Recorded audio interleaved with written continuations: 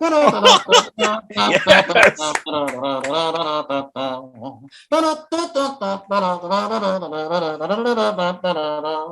Oh, Frosty the crackhead, he was always out of dough. So he chose just his son, said, I got to run. I have a wife out there to hoe. I'll be back when my stash is low.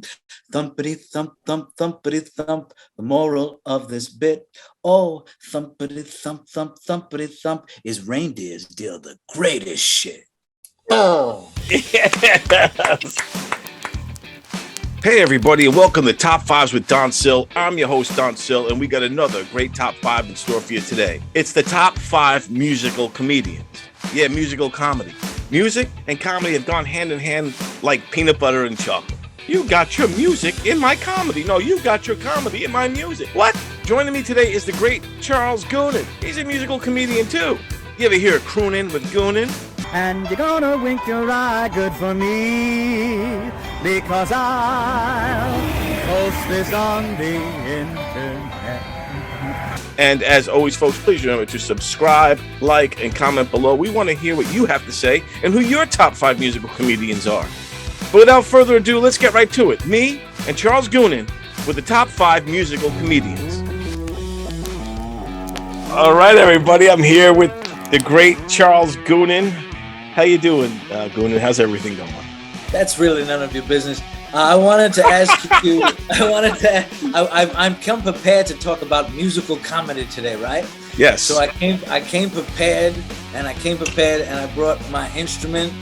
Oh, my nice. kazoo, in case a demonstration is necessary. Many people name their instruments. I name mine Wasserman. This is a Jewish kazoo, and that's why it has no tip. Nicely done. So I could play this instrument. I could do whatever you want, and maybe even later if you want this. I got this. Wow. Yes. Yeah. Both will be amazing right now. We can get Yeah. vaccinated and a little kazoo harmony going on. It'll be This awesome. ain't necessarily for or whatever. When it becomes your business, I'll let you know. Well, we are here to discuss the musical comedians and musical comedy, and I love musical comedy. I think there's a lot of great stuff, but we have to figure out, how are we defining musical comedy? Is it going to be solely on the stand-up stage, like stand-up comedians who utilize instruments, or is it going to be song parodies, like this Weird Al count? Yes. Baby, I love Rocky Road. I want you going by half a gallon, baby. I love Rocky Road. Have another cripple go with me. Does Danny Kaye count? Like Danny Kaye counts, sure. Now this young girl, who is a beautiful girl.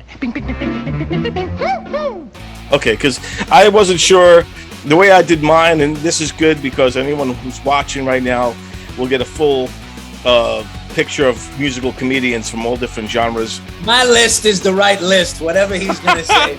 No, I always keep mine like with the stand-up stage, but there are so many great avenues of great musical comedians and musical comedy. So because I think that music is a great tool for a comic to get the point across, and it could be a subtle way to get important messages out there too. And again, I love talking to you about comedy history because you know a lot about you're a student of this as well. Tell me about comedy, musical comedy, and why it's important. And I mean, this goes all the way back to vaudeville and then some. Right. Yeah, this goes back to musical comedy. Music and comedy have always been opposite sides of the same coin. They've always been together. Even some of the great comedians we know and love that aren't necessarily musical comedians by definition, do a song or have done a song or do songs, like someone who's not on my list, Rodney Dangerfield, does a song in every one of his movies. Some think the world was made for fun and frolic, and so do I.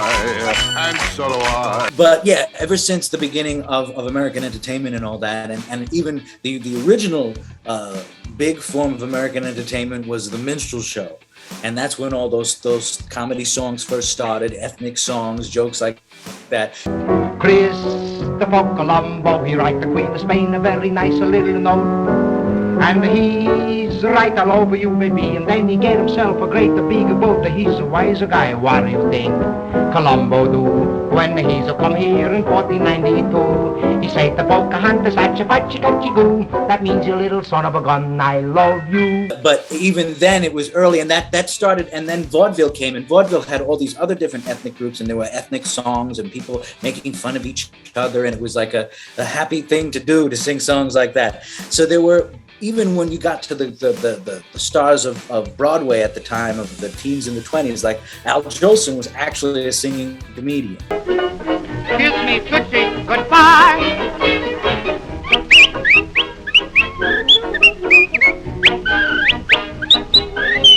Right. People think of him as a singer because of the movies, and it sort of emphasized his singing and everything like that. But on the stage, and especially in the teens and the 20s, the songs that he recorded and that he sang on the stage that were really big hits were these story comic songs that were like these stories about something happening.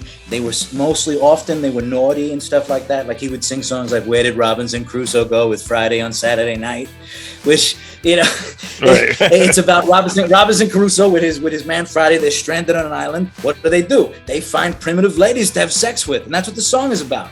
You know, one of the lines is, "One fine Saturday night, they had nothing to do, so they started counting all the girls that they knew. Friday counted to 13, and Crusoe said, 'Brother, 13's unlucky. Let's go get another. So where did Robinson?'" You know, Yes, so, yes. These naughty type of songs, or like "Ohio, Oh Mio." That was another Jolson song. Where like, what is one of the lines from that song? Is a country girlie is a lot like a Ford. They're not so stylish, but for service, oh Lord, and they can, oh my, oh, just wait till I get back to Ohio. You know, so all these type of naughty and story songs that he would do. You knew Susie like I know Susie.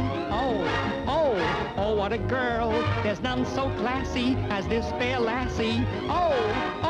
Oh, my goodness, what a chassis. When Eddie Cantor came out of sort of a disciple of Jolson, and Eddie Cantor was even more of a comedian than a singer, because he wasn't as an extraordinary singer as Jolson, but he sang so many popular songs and so many funny songs, and also story type songs and stuff. And he was a star on the Broadway stage too, and then into movies and radio and everything. And he sang songs like "That's the Kind of a Baby for Me," where he dates a girl who's rich and she could pay for everything. That's what he likes, you know.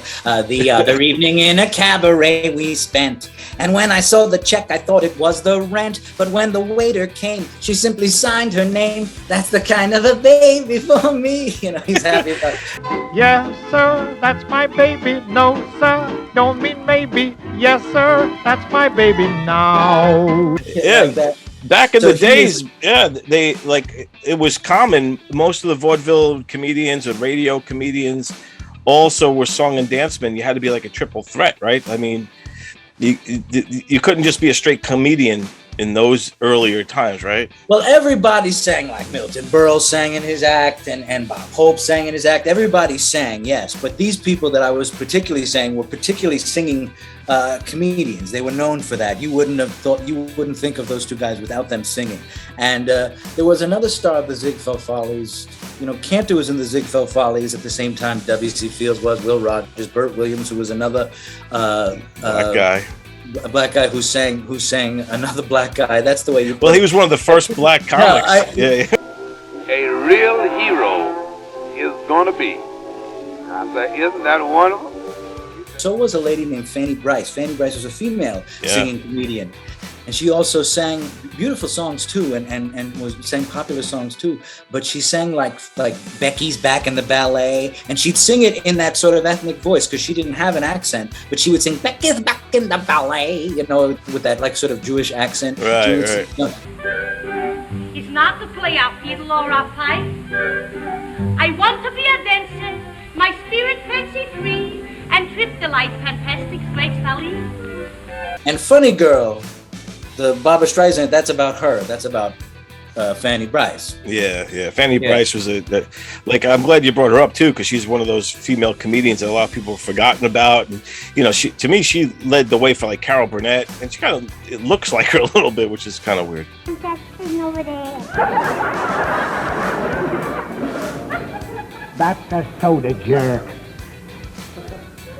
I like them. Getting more like your mother every day. And she was a good singer too. She actually sang like serious songs too, and stuff like that. And then she was popular on the radio in the 40s playing like a baby called Baby Snooks, and I don't know what the hell. I don't know what happened after that. But she was great. She was awesome. And then there's another fella who comes from sort of the other side of the tracks of show business, and he's unmistakably a singing comedian, and Jimmy Durante. And Jimmy Durante is my first on the list.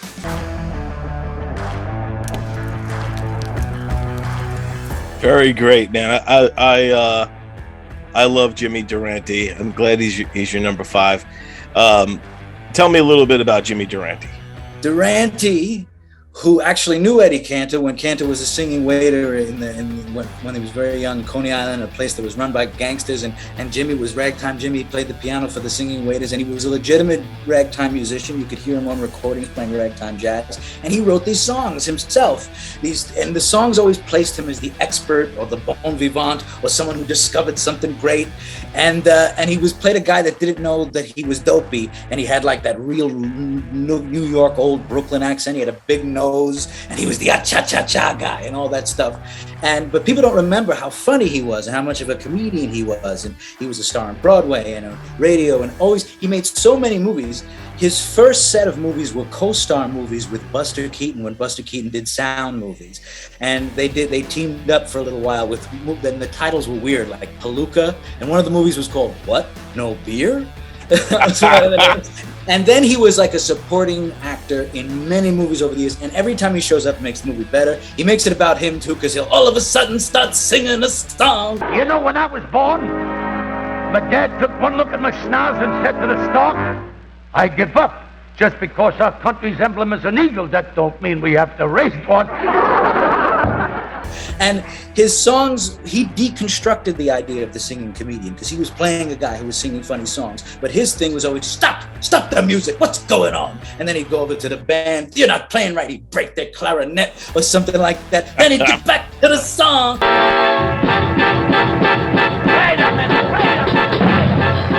Wait a minute, I found the chord, go out and find your own chord.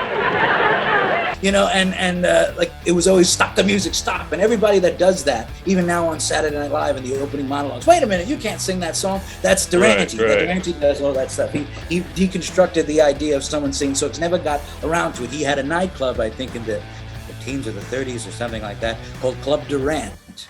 And he used to perform there. And one of his big closing acts was while he played the piano and sang, he demolished it and took it apart and threw it into pieces and everything like that. So it was very rough and tumble. Wait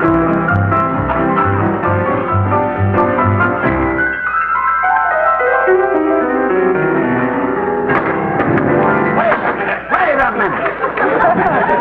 He double-crossed me. He didn't do that at rehearsal. Great, because his songs would interrupt. He would interrupt the song to just tell you a story for no reason. So he might start off singing, you gotta start off each day with a song. Hey, even when things go wrong. Then he'll be like, the other day I ran into my friend Umbriago and he told me about his latest concerto called Tony's Pushcart. I said, Tony's Pushcart? How does it go? He said, it doesn't go, you gotta push it. You gotta start off each day. Ladies and gentlemen, I'm gonna sit down on the keyboard of this piano until the chord is returned.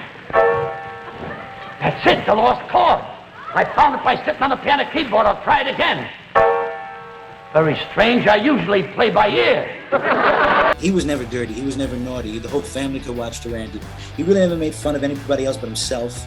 And there's a warm, sweet, beautiful quality to him. That's why he's so great, narrating the Frosty the Snowman cartoon that plays every year. Frosty the Snowman. Frosty the Snowman was a jolly happy soul.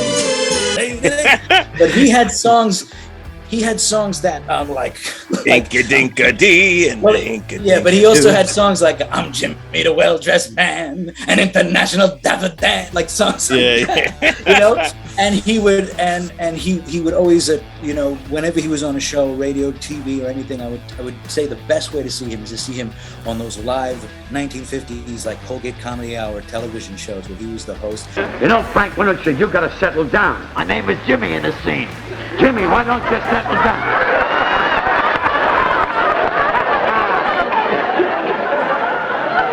Never correct me in public. But he would do things like in the middle of Inka Dinka Doo, he'd say to the band that, "Let me hear them fiddles." Yeah. And they play the trumpet. He goes, "Them's ain't fiddles. Let me hear them fiddles." And they play the saxophones. He goes, "Them's ain't fiddles. Let me hear them fiddles." Then they play the violins, and he'd go, "Ah, them's fiddles." Let me hear those trumpets. That's not a trumpet. That's not a trumpet. That's a trumpet. I love Jimmy Durante, man. He's always been one of my favorites growing up. He just had just his stage presence and persona alone, the great Schnazzola, you know, the voice, everything about him just was it just allured you in. He was just a great presence. And then, like you said, his music and his songs and his style was just fantastic and amazing. And I think he inspired a lot of people behind him. Like you said, you could see the Eddie Cantor influence in him, but then he took it, raised it up a notch, and you really see in a lot of other acts of that time period really kind of trying to emulate the magic that Jimmy did.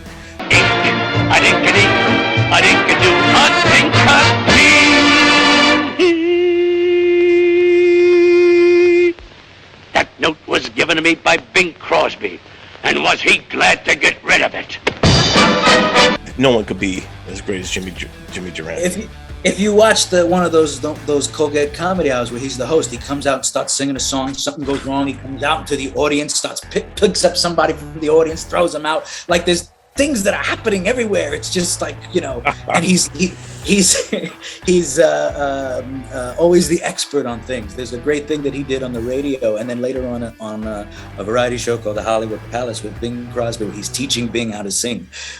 Like by singing a song with him. It's called "Sing Soft, Sing Sweet, Sing Gentle," and it's really I say Durante is an unsung hero. He deserves to be on the list. That's it for Broadway. Good night to all of you, and good night, Mrs. Calabash, wherever you are. I agree. Great number 5. So my number 5 pick, I went a little bit more current day with this Australian. If you say, listen to me, if you say Ray Stevens because he sang The Streak, I'm going to stop this interview. Oh, yes, they call him The Streak. I'm just going to tell you, it better not be no Ray Stevens. It's not he's my number 2. No. This is an Australian piano player, singer, comedian, social commentary guy named Tim Minchin. So I don't know if you know Tim Minchin. He's been around the last I'd say he's been in for about 20 years or so. He's been doing his thing, but he has, you know, really hilarious comedy and musical style with brilliantly written songs, very funny punchlines, very insightful. You know, he sees himself as like a cabaret show. I think you would like him if you watch him. You might know him.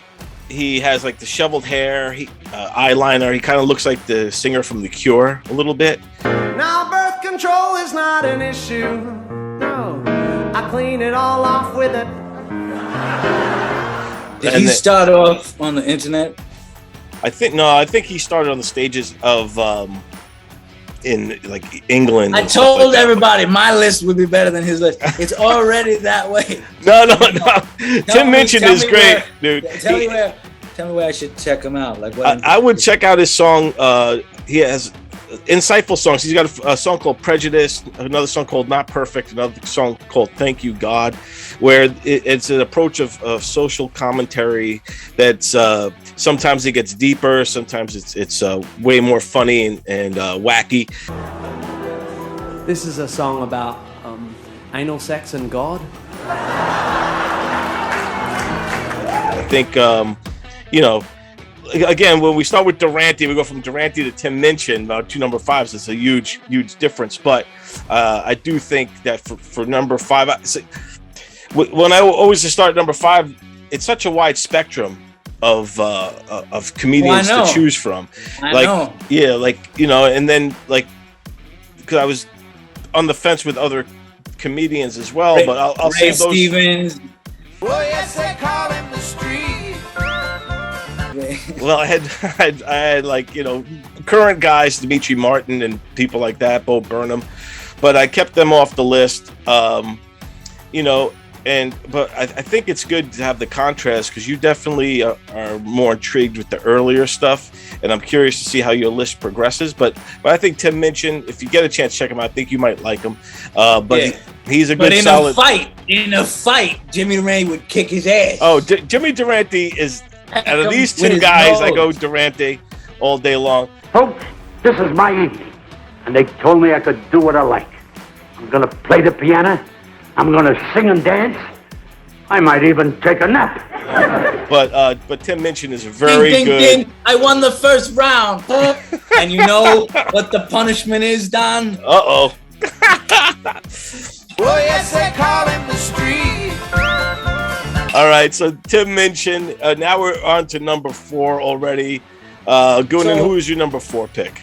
So, as the syllabus says, at that same time, Durante, you have Durante, and then all the people sang. The Marx Brothers sang in their movies. I said Bob Hope, Burroughs sang in the movies.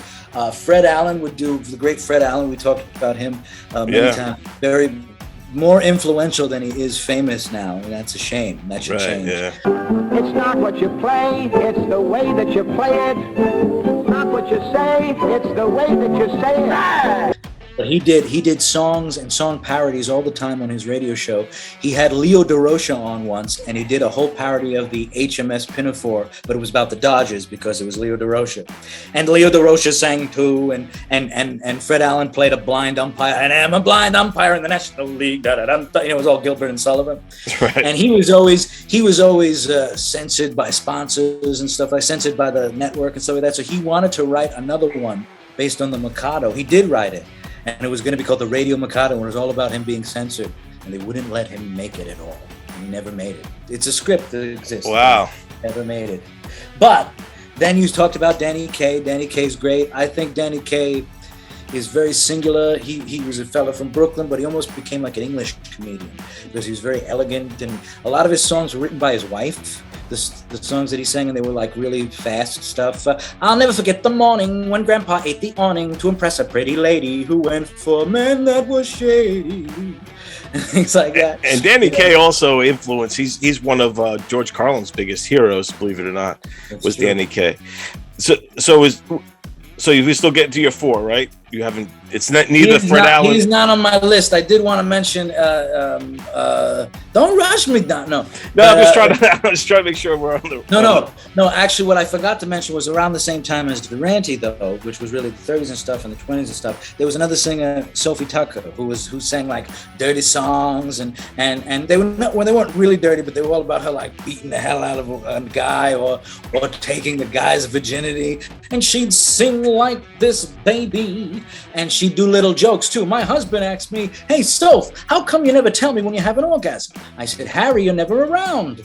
He would do songs like that. And then she would sing songs. I forgot what the song was, but it was about like a young boy. I'm going to wait till the room is locked up tight. And if he knows his Bible, he'll forget it tonight. Oh, baby. And so she was very influential to Bette Midler.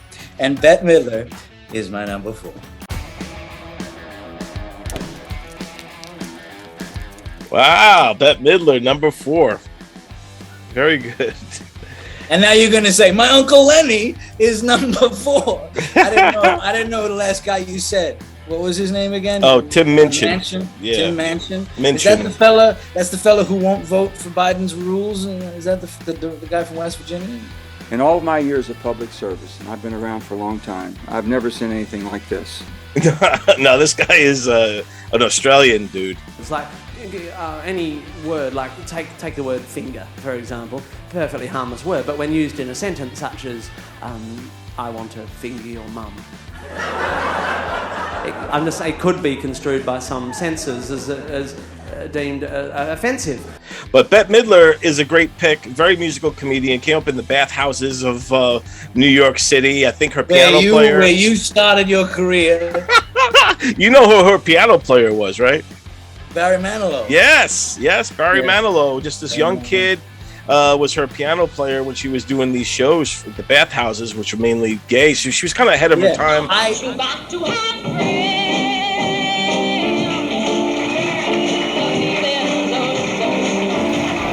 So tell me about Bette Midler. What do you love about her? Bette Midler is another one like Durante that is sort of an island in themselves. The only difference is there's not that many movies that she's in, and her movies don't show the stuff. You got to see her concert films and the stuff that she does when she's a guest on TV shows. She has a great raunchy songs and ruckus songs. She does a whole tribute to Sophie Tucker too. She's very influenced by Sophie Tucker and is a much better singer than Sophie Tucker in legitimately. But she's always had those comedy songs like big knockers. That's what pulls them in. It ain't the ballads, it ain't the rockers, it's pretty legs and great big knockers. That's what keeps them coming back for more. You know, and she had there's a great clip of her on the Tonight Show singing to Johnny Carson about how fat she got, and it's called "Fat as I Am." And she gets up and walks around, and she talked about how she almost ate a meatball she saw on the floor the other day. Fat as I am, the camera's gonna add a ton to my can. This is the way they say Godzilla began. I can't believe I'm fat as I am. Like that, and she's always had a great sense of humor about herself, and isn't really cited at all in any type of list of anything comedy, if you think about it. And I wondered why. So that was part of the reason why I thought it deserved to be on the list, because when you think about it, she does deserve to be on the list. Huh? Well, what can I say? Me too. I have a whole bunch of other jokes, but they're so vile I don't even dare tell them to you. They're just disgusting. Oh, no. Oh, they're awful. I mean, you thought those were rotten, but these are really like, you know what I'm saying? These are like bleh. She definitely deserves to be on the list, and I think you're right. She's never in the conversation when they talk about comedians or musical comedians. She's overlooked in that way. I think her movie star status kind of took over. I'm doing what I set out to do, remember? I'm living the life you didn't have the courage for, so don't give me you're not jealous. You're so jealous you can hardly breathe. But yeah, she was like you said, comes from the like you said the Sophia Tuckers and also the Belle Barths and all those types of sexualized women, kind of like, you know, the feathered boas and all that kind of, hey, come up and see me, like that kind of style. Well, when I'm good, I'm very good. But when I'm bad, I'm better. She emulates that level of stuff, and that was her claim to fame, you know. And she even played a musician in that movie, The Rose, you know, where she played like this kind of rock diva on the end, you know, the brink of drugs and all stuff, but she kind of kept that musical ability. Even in Beaches, remember Beaches? She played the singer. She kind of played herself. Right. Yeah. Because I'm the wind beneath your wings, Goonan, and I don't know if you knew that. All right, so now my number 3. All right, so 4. You're number 4. My number 4. Oh no, we did 4. Oh yeah, that was 5. Okay. I did it. You don't know your math. My Uncle Lenny is number 4. I know you don't know him, but he's from Australia. And my Uncle Lenny. Number 4 for me is a great comedian, the king of the one-liners himself, Henny Youngman.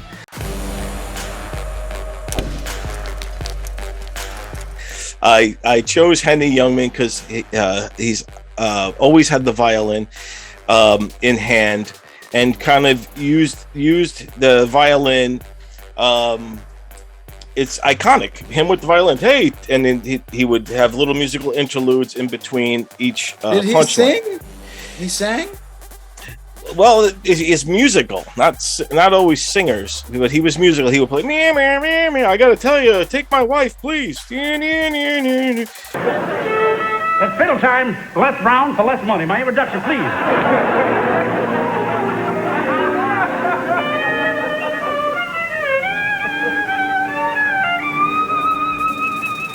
Yeah, the other day, and he would tell his jokes.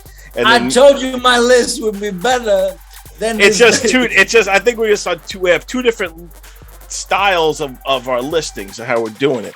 But I think that I think the Henny Youngman he used the violin as a prop in a sense, but he wasn't. So did Jack Benny. Yeah, Jack Benny did the same thing. But I wouldn't put him on a list of musical comedians. But I just think that it helped push who Henny Youngman was. But also, as an honorable number 4 pick, then to steer it more towards your... This is an honorable one. This is not the real one. The real one is Henny Youngman. The real one is Henny Youngman, but I don't want to leave out Donald O'Connor. Donald O'Connor? Yeah, because his "Make 'Em Laugh" from "Singing in the Rain." There's nothing better to me. That's almost a perfect musical comedy song, and the dance, the whole performance is nearly perfect, and it's fantastic. Holds the test of time. I'll play a little bit of it now for people to see it, but I also think they should go and watch the full performance on YouTube. Make 'em laugh, make 'em laugh. Don't you know everyone wants to laugh? That's amazing, and he's my honorable number 4 pick to kind of coincide. You had no examples of Henny Youngman. You're like, watch Donald O'Connor instead. Henny Youngman, look, because we there's a difference between musical comedians versus song parody comics, or as funny, like if you're singing. My favorite golfing comedian is Johnny Carson, because sometimes he held a golf club. So did Bob Hope too. Yeah, right. Bob Hope was actually a good golfer. Yes. But yeah, I'm gonna I could change it. I'm gonna change it. I'm gonna steer. I'm gonna steer. Shamed you.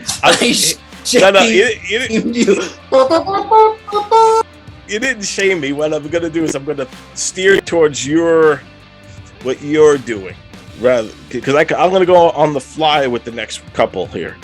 So we'll see how I do. So I'm putting it for Donald O'Connor.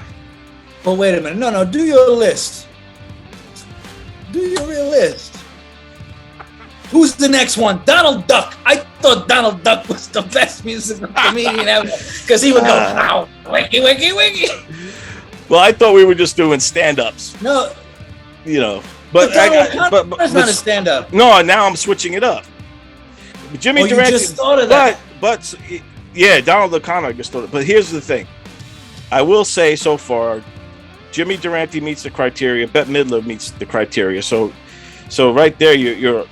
And Steve Manchin, who's going to vote for Biden's bill. Steve Manchin stays on. He was really good, but I could see the point. I didn't know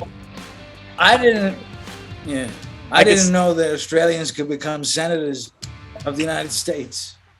I could see the point with Henny Youngman. That's why I'm switching it up, and I'm going to change it to Donald O'Connor. So Donald O'Connor is my number 4. Fantastic. And you consider him a comedian?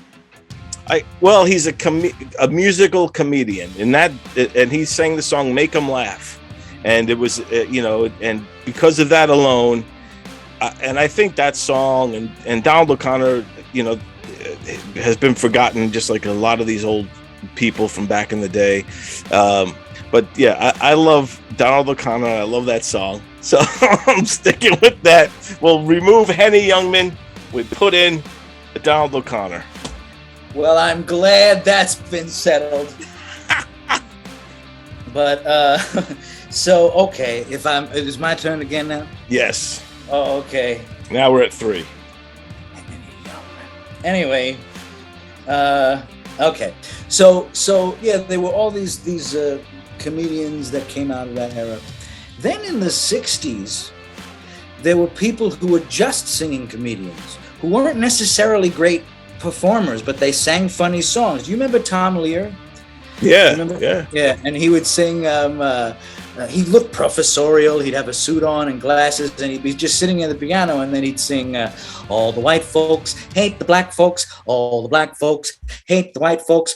All of my folks hate all of your folks. It's as American as apple pie. But when it's National Brotherhood Week, National Brotherhood Week, see Cassius Clay and George Wallace dancing cheek to cheek. It's fun to eulogize the people you despise as long as you don't let them in your school." I mean, he would sing. My favorite Tom Lear song is Off the Drop the Bomb. Did you ever hear that one? Yeah. That's a great... dude, that's what I love about Tom Lear. He's also... I picked him also. He's on my original... He's not on my list. He's on. He's my number 1 on my list. He's your number 1. Okay. Yeah, right. because I can see why. Yeah, he's one that he's my number 1 pick because to me he emulizes everything a musical comedian should be. He also was a huge influence for Weird Al. He was a master of song parodies. Right. And he's super smart. He had the song New Math and the Elements.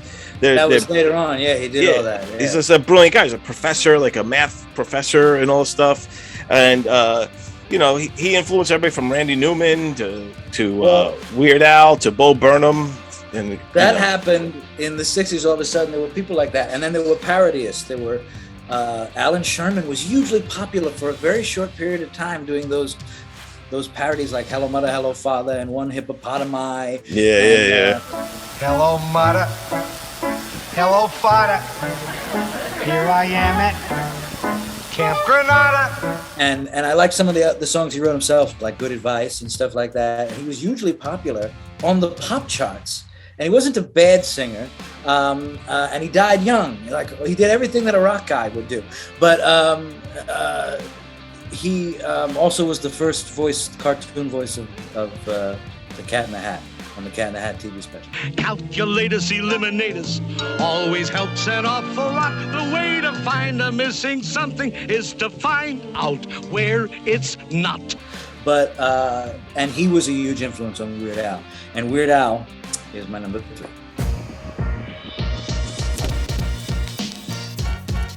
Weird Al changed the game for song parodies. He was, his first album before Eat It, when he had My Bologna and all that stuff, and he was just ahead of his time in a way. He's supreme at it. He does it sometimes. He'll be so intricate, and the videos will be so intricate too. So musically, they'll be correct, and that's what's so great about it. The more musically correct something is, the more the funnier it is. Oh, yes, indeed, and that was funny because it was the correct note. But he was supreme. I like even when he doesn't try to be clever and he throws things away. This song is just 6 words long. This song is just 6 words long. Couldn't think of any lyrics. No, I never wrote the lyrics. I think he's a super creative guy. Early days, his style, and you look at this guy. He's got the accordion and the hair, and he dresses funny, and he's just singing all these crazy song parodies. It was just brilliantly executed in that way. And then he got famous through Dr. Demento, and that radio show that kind of launched him. But then it was with Eat It that put him to superstardom, where the thing he did differently with Eat It, not only was a song parody of Michael Jackson's Beat It, which was a huge phenomenon. Both songs became a huge phenomenon. But what Weird Al did that really drove him over the top with that was the video, the music video, how he copied it frame for frame and parodied it. And he set a new standard for what you could do. He's not mocking, he's doing a parody. A lot of times right. the the lyrics have nothing to do with what the original song was at all. He just uses it. Right, right. Amish Paradise really isn't connected to Gangsta's Paradise, but it's a juxtaposition type of thing, you know. And then that video, or the Smells Like Nirvana video, and all that was very authentic and stuff like that. It's almost a shame that his name is like Weird Al, because they think he's a damn good musician too, and really knows what he's doing that way. And another person who's sort of an island in and of themselves. You know, other than the movie UHF, which I love, he's not in other things except his own stuff. Yeah, like you said, it doesn't seem like he pals around with any other comics or anything. He's not in any particular scene. He's just his own entity. He stays out of trouble and just puts together these songs. I mean, his parody on Star Wars. It was, you know, it was to American Pie. Yeah. It's freaking amazing. It's like, I don't know this Anakin guy. Maybe later he'll be Vader, but he's just a right? Yeah. It's so how he put it together. I like the Star Wars one he did years before that. Yoda, Yoda, Yoda. Oh yeah. Yeah, like a surgeon. I mean, he's done so many great parodies. He hasn't done any recently, though, has he?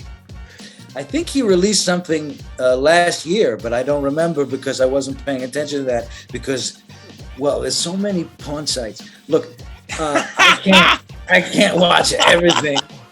There's so many subcategories now. You know? True indeed. But yeah, Weird Al would definitely be on my list. So my list so far is Jimmy Durante, Bette Midler, then Weird Al Yankovic. Yours was Steve Manchin from West Virginia, Henny Youngman. But then you were like, forget about that. The guy who sings and dances in one number I like in a movie from 80 years ago. He never did comedy any other time. He just sang about making people laugh. And I love that song so much that now he's a singing comedian and he's number 4. Share together, what a pair together. We appreciate each other. So who's your number 3 now? You know who I like? You know who my number 3? No, go ahead.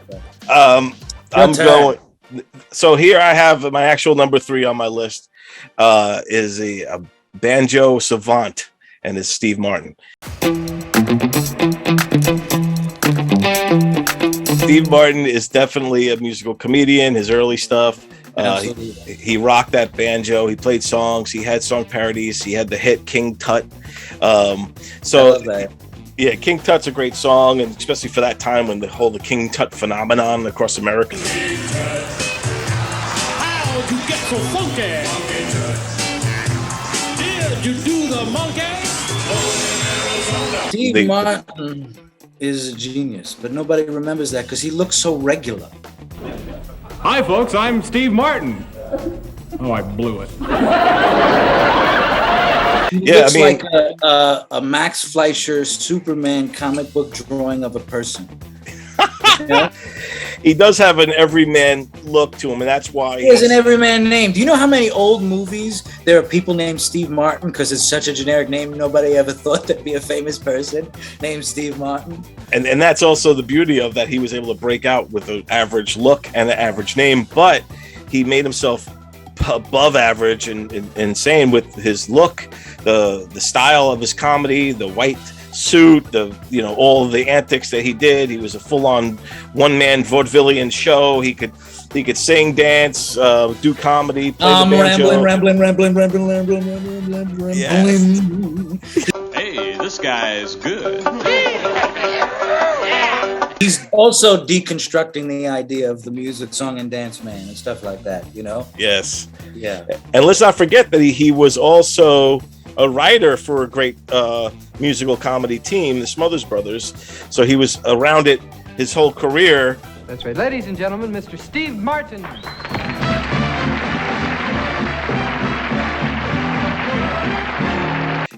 And I think his first love is the banjo, and then comedy second. I think it's probably close neck and neck, but I do think that Steve Martin is one of the greats of all time as far as a comedy, but also a musical comedy as well. He defies every genre. Steve Martin, you could put Steve Martin in the top 5 of every genre. Be courteous, kind, and cordial. Be gentle and peaceful each day. Be warm and human and grateful. And have a good thing to say. Steve Martin is funny because mine is the Smothers Brothers. Smothers Brothers at number 2. Nice.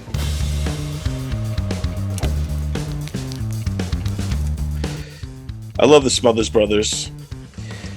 I think they were brilliant as well, and I think that they also were a sign of the times. They rode the 60s perfectly with their clean-cut image, but yet they were, you know, young, and they were like liberals and you know, anti-Vietnam War, and they kind of squeaked into a TV show in that time period where everything was super conservative because they had a conservative look, and it was a Trojan horse, I think, that got them in. But if you look at them at just musical comedy, they were freaking genius. The way they very much take from Durante. They deconstruct the idea. They stop the music. What are you talking about? They start arguing with each other and stuff like that. And it's a shame almost that they always focus on the political thing they did and their TV show being canceled and stuff like that because of Nixon and all that crap. Because even after that, for years, they still perform. I think they might still perform. I think they still do. They're always awesome, by the way. And sometimes you don't know what edgy is until you really see it. Wait a minute, Tommy. That is the worst guitar playing I've ever heard in my life. You're a lousy, rotten guitar player. You have no rhythm. You're out of tune. Yeah, well, it's hard playing it on a rudder. You know, like, they don't look edgy, but there's a certain edginess and drama in their conflicts and stopping the music and everything. And they're good musicians too. Yes, indeed, and super funny in the teamwork style. And you know, the smart brother, the dumb brother. That's why Mom always liked you best. Was one of their catchphrases. Right. It was Tommy and Penis Smothers. Yes. I don't use dirty words like you. Just say your old man. No. Wear a bra. No. Say where's a bra? No. You say where's a bra? Lower your voice. Say where's a bra? I think that they deserve to be looked at again. You can look at a lot of their clips, especially when they were on Letterman a few times, the original Letterman in the 80s. Right. They're really good. You guys worked for this network. You guys kind of were the identification of this network for 4 or 5 years. Well, there was a lot of similarities in a sense, although it doesn't exactly relate. Originally, we were on CBS, and right. Ed Sullivan introduced us live on our first show. Same as you. The Smothers Brothers. They really need to be remembered more because they're very funny, and they are undeniably musical comedians, you know, like Henny Youngman. My old man's a Negro. What do you think about that? Wait a minute. What do you mean? Hold on. I know you, and I know me, and I know you're my brother, so that makes it impossible, absolutely genetically impossible for your old man to be a Negro. You know why? Because my old man is not a Negro.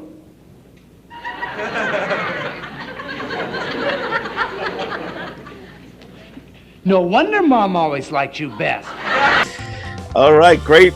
Number 2, the Smothers Brothers. So my number 2 is another one, kind of in the vein of where we were with Steve Martin, and this is Andy Kaufman.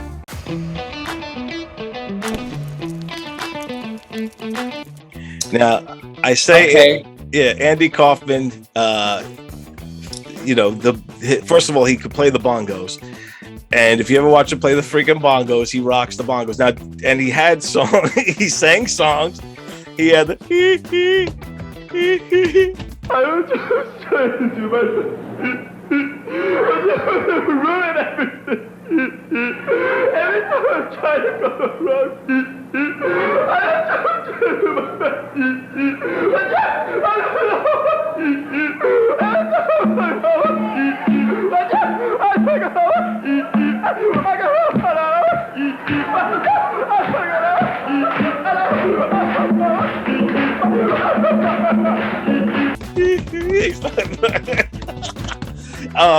but did he have a hit song? No. Is he known as?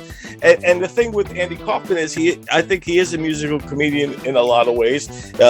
He's all over the place, kind of like Steve Martin, but he's a little bit more abstract, a little bit more out there, a little bit more. You don't know if you're being put on or not. It's so strange, but I do think that he had his Elvis impression and that kind of stuff. Yeah, when he was Elvis, he sang. So, right. Well, Andy Kaufman always called himself a song and dance man, if you remember, and that's definitely an interesting. Yeah, Andy Kaufman's great. I love Andy Kaufman.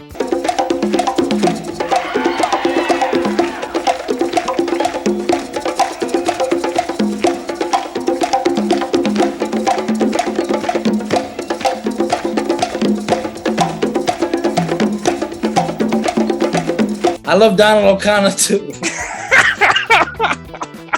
No, Andy Kaufman. I think. Yeah, go ahead. I'm sorry. I've been watching like Andy Kaufman, and also Andy Kaufman was actually neck and neck with Robert Klein, because Robert Klein. I can't move my leg. My legs stop. Ooh, oh, oh. Yeah, no, perhaps I'm gonna thank you, Lord. And he had other hits. Can't Stop My Leg. He had Keep It in Your Pants. He had Gay Marriage. I Can't Stop My Leg. And he performed all those songs. He played with a band. If you ever watch some of his stand-up, Klein played with the big band, and he also had songs and music videos out there, and so he was a musical comedian, even though a lot of people don't. And he played the harmonica. He played the harmonica, yeah, and all that stuff, and he's not famous for being a musical comedian, but he definitely is a musical comedian. If you watch his stuff, dude, he sure. He sings a ton, and he sings a ton usually. Yeah, and I Can't Stop My Leg. I Can't Stop My Leg was his big song. It's a signature piece. Right. That's a signature piece, man. I can't stop my leg. I can't stop my leg. Not kidding me. But he's not on my list. He's just an honorable mention. Right. Andy Kaufman. Andy Kaufman's on your list. Well, I love Andy Kaufman. I told you my list was going to be the superior list of the lists. Okay, but I wouldn't disagree with Steve Martin, by the way, and I wouldn't really disagree with Andy Kaufman if you wanted to put him on there.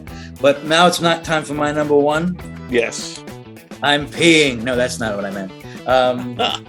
Well, let me just. There's two things I wanted to do, because that means Brain Games is almost over. So I have to. I wanted to give a couple of more honorable mentions. I wanted to first go back and let you know that also on the radio and in a great short subject movie, W.C. Fields, a short subject movie called That Fatal Glass of Beer. W.C. Fields did do a little bit of musical comedy. He's not a musical comedian. That's why he's not on the list, Some people, if they're not known for it, I don't put them on the list.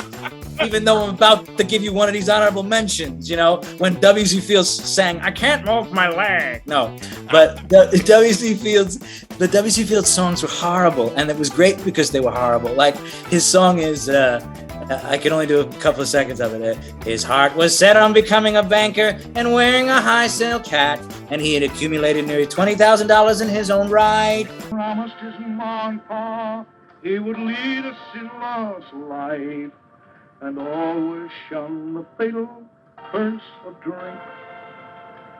I love W.C. Fields. Yeah, and I would also like to point out some other honorable mentions, but they're not official.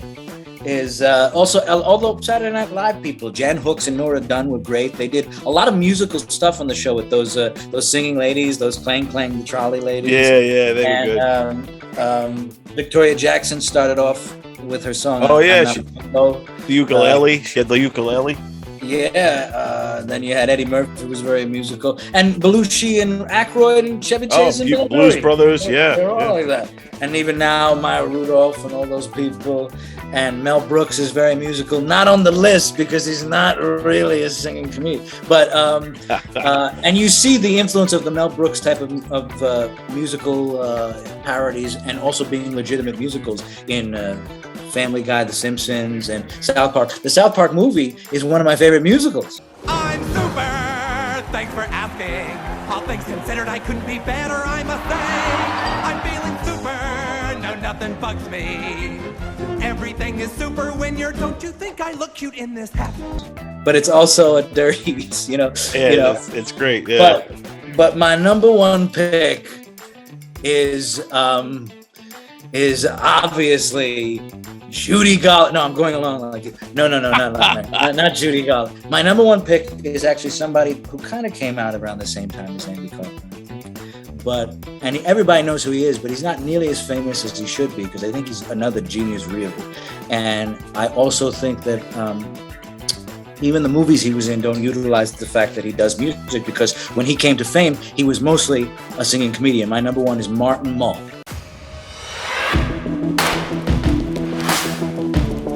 Oh, shit, yeah. Martin Mull. Nice pick. Told you my list would be the great list. Martin Mull. Martin Mull was primarily a singing comedian when he first came out. The Humming Song, Eggs, Jesus is Easy. I tried Dope, but Jesus is Easy. You know, all those songs. Yeah. And a damn good musician. If you want to see a really good clip of him, is one of his songs where he talks about how all his songs are just riffs from records he heard. And that's the name of the song, just licks from records I heard. And he does it as a duet with Glenn Campbell on the Glenn Campbell Show. Look that up on YouTube. That's cool. Excellent. And it shows him as a great musician too. They're both playing guitar and singing harmony, but it's really Martin Mull's song, because he's making fun of how he doesn't really know what he's doing with the guitar, but he does, you know. And his songs are great. He should be much more well known for that. Like, I think everybody knows who he is, but they don't know that he does all that stuff. And still I see you getting all warm and ruddy from my guitar and the way my fingers burn. They don't know his history. Yeah, he came up from a stand-up sort of background, like you said, musical comedy, stuff like that. Was he part of any comedy troupes and things like along those lines? I feel like he might have been like Second City or Groundlings or something like that. But yeah, he came up. He became a pretty great character actor. He was in Mr. Mom, and he's in like tons of movies throughout the 80s. Colonel Mustard. Yeah. Is he still alive? He's still with us, right? Yes, he's still alive. As a matter of fact, Bob Saget is doing a documentary on him. Ah, very cool. Yeah. I think Martin Mull's great. I think it's an interesting number one pick, but I think it's cool. Wait a minute! Oh, you have criticism for me now. Oh, Martin Mull. Hey, my number one pick is Veronica Lake. Oh, yes, they call him the street. I would have, if I had your list, I would have put Durante at 1. I think Durante's number 1. I don't know. Is the list supposed to be levels? No, it can be, but I'm just saying. I was going chronologically. Oh yeah, I can see that. But here's my number 1. We already said was Tom Lehrer. Any young man. Tom Lehrer.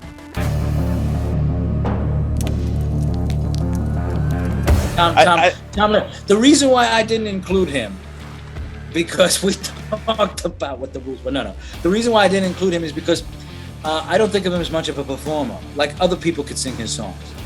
Whereas other people have, yeah. Martin Mull, you want Martin Mull to sing his songs. Right. Jimmy Durante, you want Jimmy Durante. Bette Midler, you want Bette Midler to sing her songs. The Smothers Brothers, you want them to do their songs, which would make a great list. I think Tom Lehrer.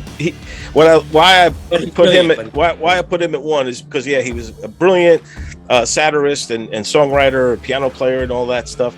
But also he kind of set the tone for like the Stan Freberg, and he inspired so many people, including Weird Al, and probably a lot of people on both of our lists here. He probably inspired. He inspired Henny Youngman. He inspired Donald O'Connor. He inspired. He inspired June Allison.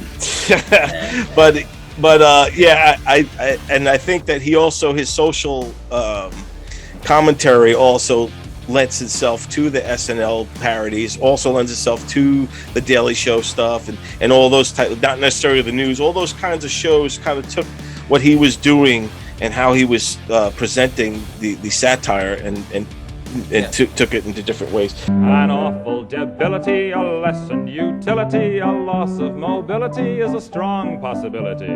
In all probability, I'll lose my virility, and you your fertility and desirability.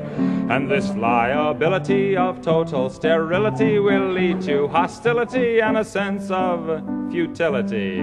So I think for that reason, I put Tom Lehrer up there, and also. For my, I have a few honorable mentions as well. I'm interested to get your. Who are they? The June Taylor dances. I said no. Zach Galifianakis. Zach Galifianakis is on the list. When he started, he was always at the piano and he did the piano stuff. Right. It's similar to Henny Youngman. We had the instrument kind of as a prop and then interludes in between with the music. I once saw my grandparents have sex. And that's why I don't eat raisins. Also, Victor Borga. He was great. And that guy used to have like gold records. Like that guy was super popular back in the day, like in the 60s and 70s and stuff like that.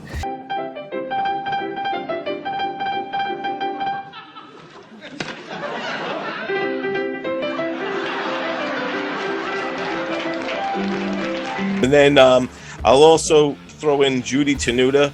I was going to say Judy Tenuta, absolutely, because I was going to say that Sophie Tucker also had an influence on Judy Tenuta, because Judy Tenuta would sing sort of almost naughty songs, "A Party in Your Pants." Yes. He almost was like a rapper because she didn't really hold her notes. He said, Judy, say Judy, say Judy.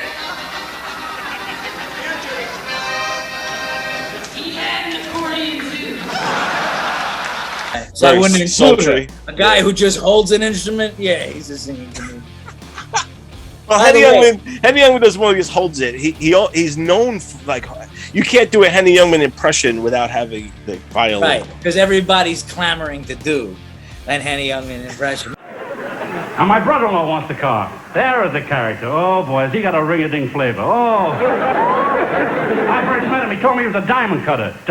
He used to mow the lawn at Yankee Stadium. Listen, why wasn't your number one?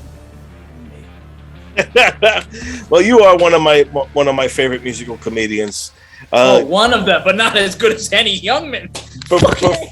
Even as I start singing this song, I can't help but think this is gay. Very good. All right, so here's our list so far, Goonan. So at 5, I'll just go through. We have Jimmy Durante, Tim Minchin, Bette Midler, Donald O'Connor, Weird Al Yankovic, Steve Martin, the Smothers Brothers, Andy Kaufman, Tom Lehrer, and Martin Mull. So now we have to take this and break this down to 5. Take yours off and keep mine. I think we definitely keep Durante for sure, right? Yes, absolutely. And then the guy on your list his name sounds like Don't Mention It. Yeah, I think Tim Minchin, who is a great, you should check him out. He's really is a really Don't tell me what to do. Musical comedian. Also, I think Weird Al Yankovic should definitely stay on, and Steve Martin. I think so far, my list is superior to your list. What about Donald O'Connor? What about Anne Margaret? I think I'm trying to find the ones we're going to keep first. So right now, here's from the your keepers list, from both of ours combined. I'm thinking that everyone from my list, and then you could put Steve Martin on there too. You could put Tim Lehrer on there too, and it'll be top 7s. It'll ruin your flow because it'll be called top 7. Right now, I have 4. Right. That's Judy 2 of yours, Garland. 2 of yours, and 2 of mine so far. So we got. Here's who I got. I got Jimmy Durante, Weird Al, Steve Martin, and Tom Lehrer. Now, that leaves out. I'm taking Minchin out. I'll take Donald O'Connor out. But you loved him when he sang that song about laughing. That song is great, and I still think it is great. It is great. I love Donald O'Connor. Yeah, make him laugh. On a list of people who are in musicals.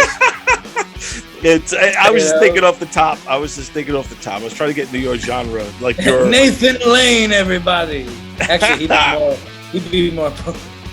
Yeah, Nathan Lane would have been a good pick, actually. But I was also thinking of Jack Black at one point. I had like another honorable mention, but right now with who we have on the docket here. So we got Jimmy Durante, Weird Al, Steve Martin, Tom Lehrer. I took out Donald O'Connor and Minchin, so we still have left Bette Midler, Smothers Brothers, Andy Kaufman, and Martin Mull. All right, so and we got, if we keep the list intact, we have one more person to pick from. What are you thinking? What do you think? It should be one of mine. But I would argue that Tom Lehrer isn't really is more of a writer than a performer. You know? Yeah, but I mean, if you look through his body of work, he had records out there. He inspired so many. He had concert performances out there. But I don't know, man. This is tough. You took Henny Youngman off the list? Yeah, well, we took him off the list and replaced him. You took Henny Youngman off the list? Yeah, we replaced him with Donald O'Connor, and then we took Donald O'Connor off the list. So now we have. All right, I'll go through it again. We got Bette Midler, Smothers Brothers, Andy Kaufman, Martin Mull. Who do you want to see in this stuff? We got to pick one of them from this. Well, I'll tell you, I wish that I could say pick Bette Midler, because then I won't be like sexist, because if you don't pick a woman, they're going to say you're sexist, but I'm not going to pick her. I can't include Bette Midler only because of the fact that there's only one spot left. Smothers, I'm going to not include either. And who are the other people? So now it's between Andy Kaufman and Martin Mull. Oh, it has to be Martin Mull, because Andy Kaufman exists in his own way. Andy Kaufman's the same reason I didn't pick Danny Kaye, because I thought they sort of existed and they were too special. Right. You know? I agree, and I think Martin Mull is definitely more fits the criteria. And I want to put him on the list so people will go and see his stuff. Right on.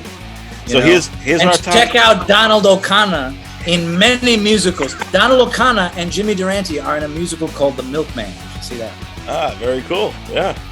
See, I like how you put it all together. So here's the list. We have Jimmy Durante, Weird Al Yankovic, Steve Martin, Tom Lehrer, and Martin Mull.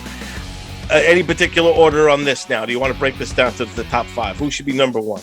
Martin Mull? Oh, now we're rating it like the value of them.